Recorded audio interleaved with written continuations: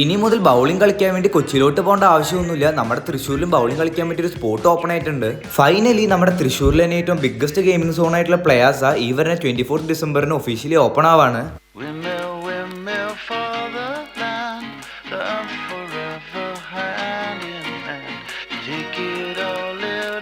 പേളിമാണിയാണ് ഈ ഒരു gaming zone inaugurate ചെയ്യുന്നുണ്ടാവുക ഓൺ 24 ഡിസംബർ 5 PM. 20,000+ സ്ക്വയർ ഫീറ്റിലാണ് അവർ ഈ ഒരു ഗെയിമിംഗ് സോൺ സെറ്റപ്പ് ചെയ്തിട്ടുള്ളത്. അതുകൊണ്ട് തന്നെ they have got 13 rides and 100+ games. പിന്നെ എടുത്തു പറയാനുള്ള ഒരു കാര്യം, ഈ റൈഡ്സ് എല്ലാം അവർ യൂറോപ്പിൽ നിന്ന് ഇമ്പോർട്ട് ചെയ്തിട്ടുള്ളതാണ്. കൂടാതെ നമ്മുടെ തൃശ്ശൂരിൽ തന്നെ ഫസ്റ്റ് സ്പിന്നിങ് റോളർ കോസ്റ്ററും ഫെറിസ് വീലും ഇവർ തന്നെയാണ് കൊണ്ടുവന്നിട്ടുള്ളത്.